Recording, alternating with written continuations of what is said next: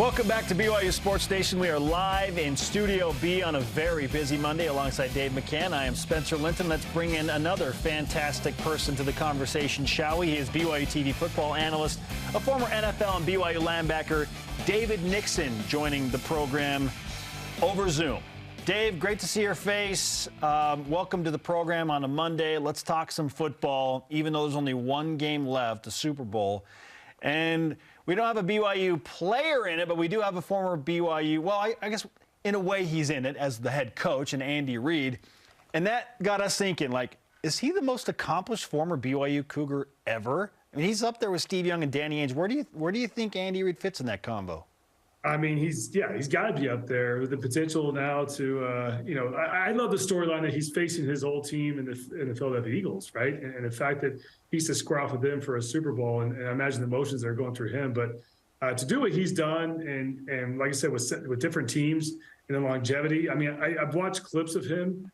These players love him. They love playing for him. And I know we've all had interactions with Andy when he comes back to BYU to speak to the football team or just be around the program. I look back to last season, if you guys recall, he was here for one of the home games, and I can't remember which game it was. It was a night game. It was cold outside, and sure enough, they panned Andy Reid in the stadium, in the stands, sitting amongst the common people when he could have been up in the press box, in a nice, warm, toasty press box, but instead he was just out there with everyone else. And I think that speaks volumes to who Andy Reid is. Like, he's a man of the people. The players love him. They love playing for him. And it shows. I mean, he's able to ride the troops, and in yesterday's game and in the pivotal situations, he's able to get the guys, in the situations they need to make and plays they need to make in order to win that game. And so, no question, he's up there in some of the elite status of the BYU level.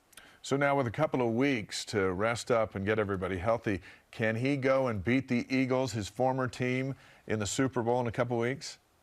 I think so. The Eagles, obviously, they dismantled the 49ers without a quarterback yesterday. But, I would never go against or bet against Andy Reid. I think he's just a veteran coach that's been around the block. He's got a quarterback who's been hobbled that will have 2 weeks to get over that high ankle sprain. I think he has a really good shot. And once again, he knows the Eagles inside and out. And so this is a really intriguing matchup. And frankly, it's the 2 number 1 seeds, right? I mean, these are the 2 best teams in the league. And so this is how it should have played out. And sure enough, we get a chance to watch a really intriguing game. Now, I just mentioned there are no former BYU players playing in the Super Bowl. We thought maybe Fred Warner was going to get there until they had that just awful quarterback scenario take place. So as we look back on all of the guys that played in the NFL this season that rep the Y, which former Cougar had the best NFL season other than Fred Warner, because he's all-pro Fred at the top of the list? I mean, this season, how fun was this season? I feel like week in and week out, there was a different BYU guy that went off, right? Whether it was Tyler Algier, whether it was Jamal Williams, whether it was Taysom. Taysom had some breakout games, yes, right? I mean, every week, and sometimes weeks where you had multiple guys that were just crushing it. And I mean, I look at Jamal Williams. When you're breaking records, that's pretty impressive. You kind of have to give the nod to Jamal in that category. He came in, DeAndre Swift went down with an injury, and Jamal came in and filled in great, and obviously went on to, like I said, break records. I mean, just incredible what Jamal has done. And man, don't you just love Jamal too? I mean, from a media perspective, watching those interviews and the way that he goes out there and just says it like it is, and he's just awesome. I think everybody rallies around him as well. I mean, look at his teammates, and they realize he's a little goofy sometimes, but they respect him because that guy's just a workhorse. And that's something he got at BYU too, his work ethics, unlike any other. We got to get him an NIL deal with Downy paper towels. Did you see that? Did you see what he did? Eating his wings. His own commercial. I mean, who knew this guy? We're getting closer to being able to put together an entire fantasy football roster of highly productive BYU players. We got Jaron Hall. Well, you mentioned Matt Bush. You mentioned Kansas City. Matt Bushman's back with Kansas City, correct? And so hopefully now with his injury and settling next year, he's on a squad. Put him at tight end. Taysom, put him at running back, or put him wherever you want, quarterback. I mean, he can play anywhere. I'm with you, Dave. We're getting pretty close. We got Williams and Algier as your running backs, because Taysom could do tight end. You go with Fred Warner defense and take the 49ers defense. Okay. We need a kicker. We don't have a kicker in the league. But we're getting closer. We don't need kickers. You don't have to implement a kicker in fantasy football leagues. You can take the kicker position totally out. A kicker position. In my experience, my kickers lose me points because they miss field goals throughout the game, so I get negative points. I bench them every week. Hey, we got signing day on Wednesday. This Big 12 schedule I'll ask you about in a moment might come out tomorrow. But BYU now has the dust has settled from the first portal go-round. The portal will open up again after spring practice for everybody. But how do you feel the Cougars did with what they're doing at the defensive line spot with these new faces coming in? And then, of course, with Keaton Slovis and Aiden Robbins on offense. I love it. I think they went and filled gaps they need to fill. And this is something I go back to last season. This time last year, I was kind of preaching the same thing. Listen, BYU needs to go out there and fill in the D-line gaps. There's obvious holes there that BYU needs to go address, and they frankly they didn't. And I was kind of preaching that all off season was, man, that defensive line didn't really get better. Whereas in this year, I feel like they did, and so I'm happy with the progress that's made, as you mentioned, Dave, with Jackson Cravens, Isaiah Bagnaw. Is that how you say the last name? Bagnaw. Well, Banya. We just learned it's Banya. Banya, there you go. I'll get to know that name as the season progresses. But, I think those are huge additions to that D-line.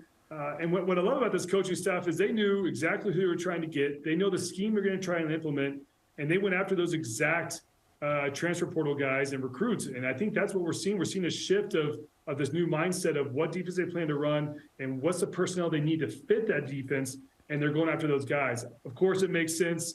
It's nice to Kelly Pinga coach those guys up there. He knows what they're capable of. But I feel like that this transfer portal, ever since these new coaches have come on, it's been a targeted approach of who they go after. And so far, I think they're getting their guys. David, with all of the changes happening on the staff and on the roster, with Jay Hill coming in and that whole defensive staff getting a serious makeover, and the transfer portal additions we just talked about, led by Keaton Slovis at quarterback and Aiden Robbins running back, and a bunch of the dudes that you just brought up, what does it all mean? Because I have a bunch of people ask me, well, how does this affect BYU? Like, how many games are they going to win in year one of the Big 12 with all these guys and all these staff changes? I would set the over-under at 7.5. Am I too ambitious in that regard? Is that asking too much in year one of Power 5 play? I don't think so. When BYU, if you look back at BYU, when we're at full strength and we get our guys taken care of and we're not banged up, which, listen, it's been a few seasons. I feel like the last 3-4 seasons, somebody's hurt every season. If we can find a way, if BYU can find a way to keep those guys healthy, I'm telling you, we can compete with anybody. And we saw it last year against Baylor early in the season, right? Now, as injuries occur, yeah, it could be a brutal season. If guys start dropping like flies like we've seen, then maybe 7.5 is the right number. But I think if BYU has a healthy starting 22 and you can keep most of those guys, obviously you're not going to keep all of them. There's going to be injuries. But if you can keep the majority of them healthy, I don't see why you can't get more wins than that. I mean, I think the Big 12 is going to be a tough adjustment, right? The week to week, the grind, et cetera. But BYU's been preparing for this. 7 P5s this last year, plenty of P5s in years prior. I think BYU's been building up to this moment. I think for them, it's just, can you keep guys healthy? I mean, and not just guys, but your starters, your key contributors, your captains. And this was something else that BYU struggled with, is their captains have gone down with injuries. And when you're losing your captains, the guys have been your voice, and the whole team looks to those guys during off-season workouts and even during fall camp, et cetera, and your captain goes down, that's a big blow. Now you got to go find a new guy to kind of rally the troops. And so for me, it's keeping your key players healthy, keeping your captains healthy. And if BYU can do that, there's no doubt that they can hang with all those teams in the Big 12. It's nice to get David Nixon on a Monday because it's the one day after the only day he shaves all week long. And so look how nice he looks. You're running a multi-million-dollar business with that look. I'm keeping it a little more trim lately. I hate shaving, as Dave knows. Hey, David Nixon, always great to talk to you, my friend. Let's do it again soon. Yeah, that was fun. Take care, guys. Thanks.